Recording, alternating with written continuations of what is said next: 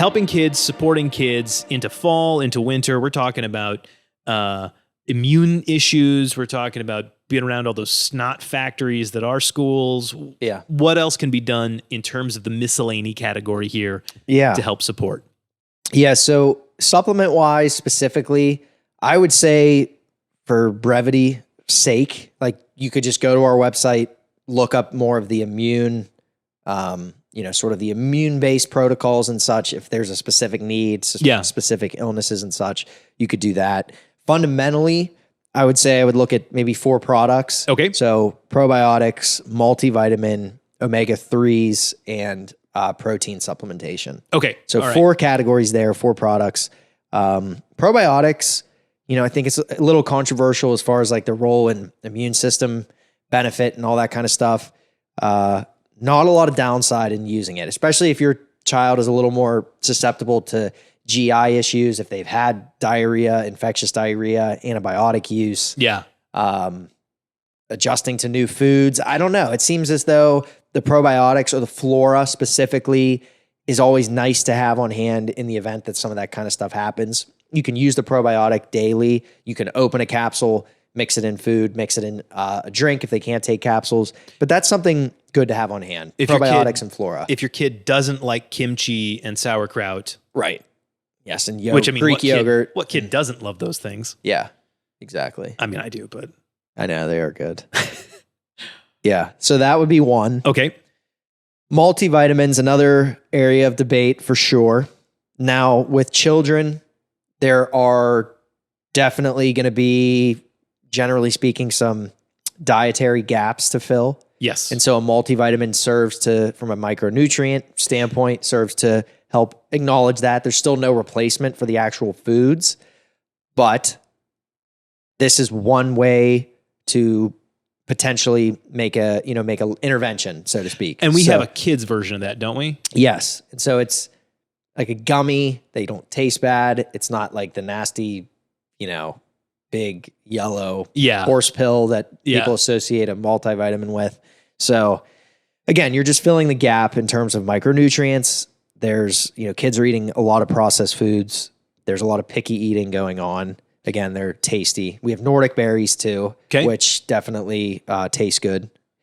And maybe like this, I don't know. I just thought of this, but having supplements in the mix for a kid, like I always kind of remember like, oh, my dad's taking these supplements. He's taking them with like his eggs and he's just ate the spinach and did this, he did that. He took his fish oil. Like it was just a part of this like rapport of health promoting behavior. Yeah. I'm not saying that if you take supplements, you are on the panacea of health. Right. But what I am saying is that, I don't know, it's just part of sort of part of this health promoting idea. You're modeling what's important. Yes. And so again, maybe you could interpret that negatively. Like, what are they taking? What kind of stuff are they pulling out of the cabinet to take? Sure. Whatever. So it could be, that's maybe like bizarre, like when you're talking about supplements and stuff. But again, I very much associate that with just this, that's one piece of the health puzzle. Right. You can fill in some nutritional gaps. You have some GI issues. I know I have my probiotics. You don't eat a lot of, which is a segue into the next recommendation. We don't eat a lot of salmon. We don't eat a lot of fish. Yep. So we have our omega-3 oils. Yep. Our omega-3 chewables, or omega-3 whatever. So excellent that's brain health, anything neurological, and cholesterol, right? Can be, yes. Okay. Like mainly triglycerides. Okay.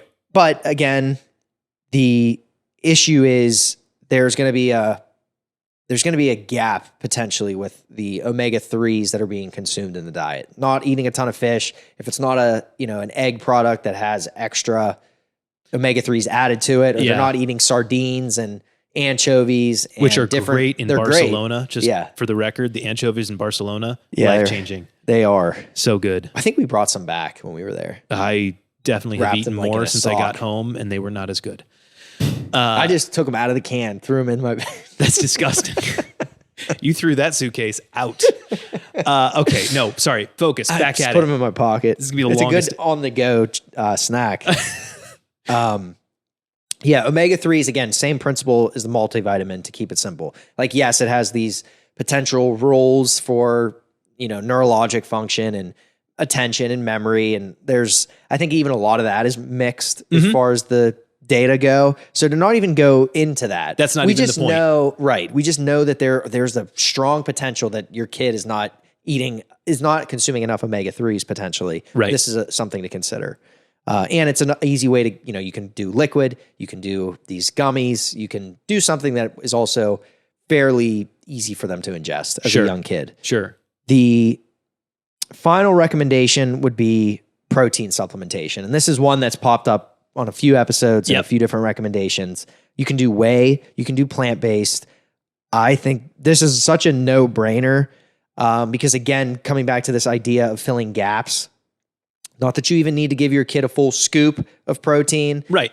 Just enough to mix into a smoothie. You make some ice cream with it. You can get creative with protein pancakes. Like, you can do these things that if you really have a picky eater on your hands, like the protein powder is the basis of good stuff that you can do, good stuff you can make for them. If they're playing sports and they refuse to eat after, then, hey, just this is 8 ounces of water. It's chocolate. It's vanilla. Tastes really good. Get a little extra protein.